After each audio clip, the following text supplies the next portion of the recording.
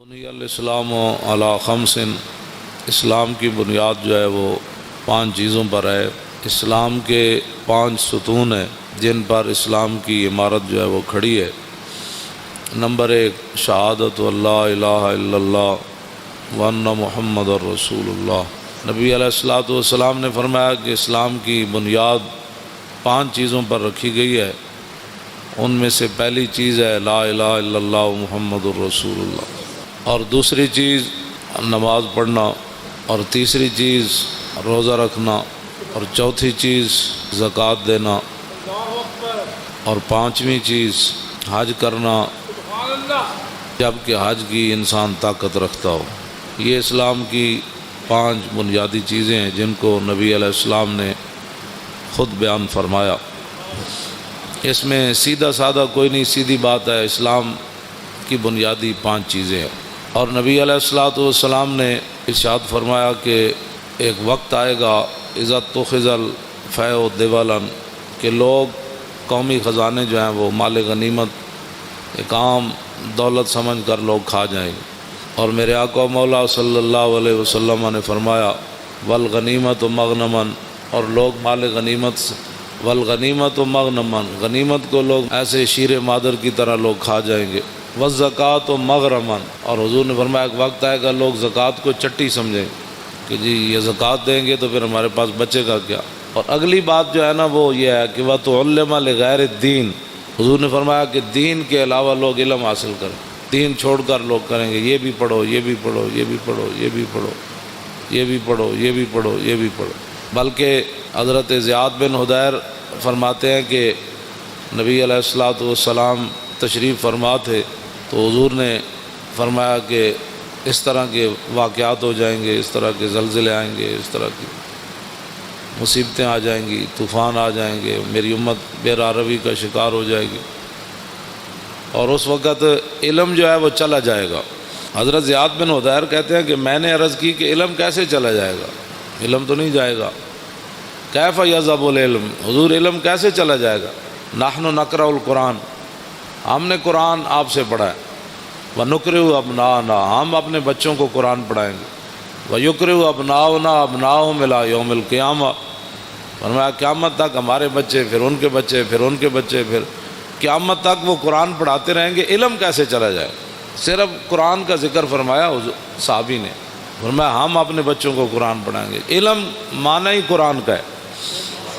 ہاں، جس بندے کو قرآن نہیں آتا اس سے بڑا جاہل کون ہے کائنات میں؟ جس بندے کو دیکھ کر بھی جو ہے وہ 1 گھنٹہ سپارہ لگاتا ہے پڑھنے کے لیے، تو اس بندے کو کیا پتہ ہے کہ وہ سورہ بقرہ کا کیا معنی ہے،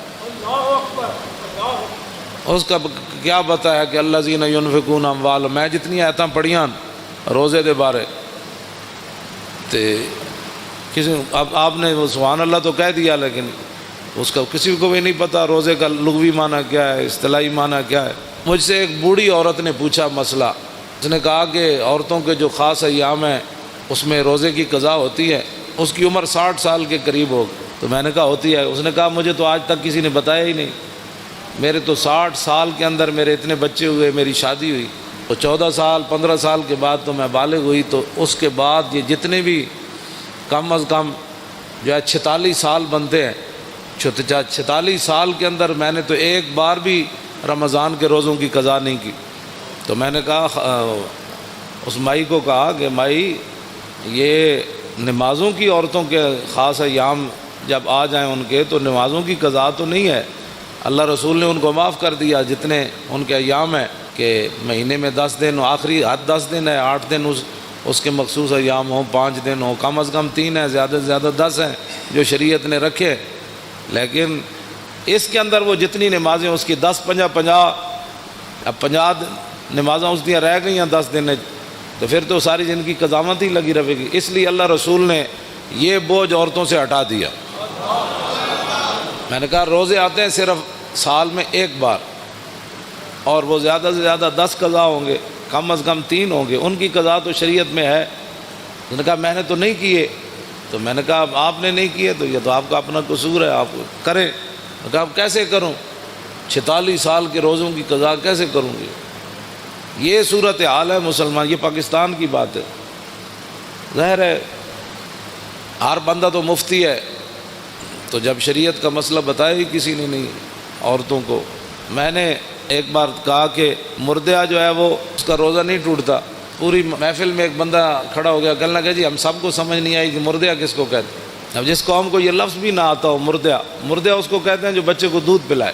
دودھ اگر کوئی عورت اپنے بچے کو پلا دے روزے کے دوران تو اس کا روزہ تو نہیں ٹوٹتا.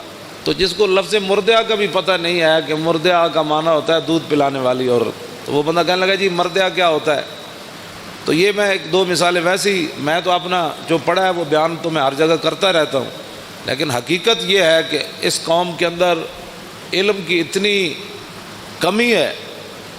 اقبال کہتا ہے واہ ناکامی متاع کارواں جاتا رہا اور کارواں کے دل سے احساس زیاں جاتا رہا. کہنے لگا کارواں لٹتے ہیں قوموں کے، پھر قومیں کھڑی ہو جاتی ہیں، پھر لٹتے ہیں، پھر قومیں. لیکن اقبال کہتا وہ قوم کبھی بھی نہیں کھڑی ہو سکتی جس کے دل میں احساس زیاں ہی جاتا رہے. ہاں وہ قوم کبھی بھی نہیں کھڑی ہوتی کہ جس قوم کے دل سے احساس زیاں جاتا رہا. کہ الحمدو سے لے کر والناس تک جس قوم کو یہ بھی نہ پتہ کہ الحمدو سے لے کر والناس تک اللہ نے اپنے حبیب کی عزت کی کتنی آیتیں نازل کی ہیں، گستاخ رسول کی سزا کس کس کو قرآن کی آیت میں موجود ہے. اور وہ بھی اٹھ کر بات کرتا ہے کہ ممتاز قادری نے قانون ہاتھ میں لی. ہاں جس کو میں بڑے مجمع میں کوئی مجھے بتائے پورے قرآن کا جس نے کوئی مطالعہ کیا ہو کہ کتنی قرآن کے اندر آیات ہیں جو اللہ نے اپنے حبیب کی عزت کی بیان کی ہیں. ویسے تو سارا قرآن ہی حضور کے لیے نعت ہے نا، لیکن خاص کہ جو میرے حبیب کو دکھ دے اس کے لیے یہ سزا ہے، جو میرے نبی کی محفل سے اٹھ جائے اس کے لیے یہ سزا ہے، جو میرے نبی کے گھر کھانا پک رہا ہو تو اس کے تم نے دیکھا کیوں ہے میرے نبی کے گھر، تم نے میرے نبی کی آواز سے اونچی آواز کیوں کی ہے، میرے نبی سوئے ہوئے تھے تو تم نے باہر سے پکارا کیوں ہے، اور میرے نبی کو تم نے رائے نہ کہا کیوں ہے. ہاں جی، یہ جنہوں نے اللہ کو دکھ دیا، رسول اللہ کو دکھ دیا، ان پر لعنت ہے دنیا آخرت میں. دنیا میں لعنت کیا ہے؟ دنیا میں لعنت یہ ہے کہ اس کو قتل کر دیا جائے گا، اور آخرت میں اس کے لیے لعنت یہ ہے کہ اس کو جہنم میں داخل کر دیا جائے گا. ان کو پتہ ہی نہیں ہے الحمدو سے لے کر والناس. انہوں نے ایک ہی جی اسلام لا اکراہ فی الدین، دین زبردستی نہیں. تے کون کہتا ہے زبردستی ہے؟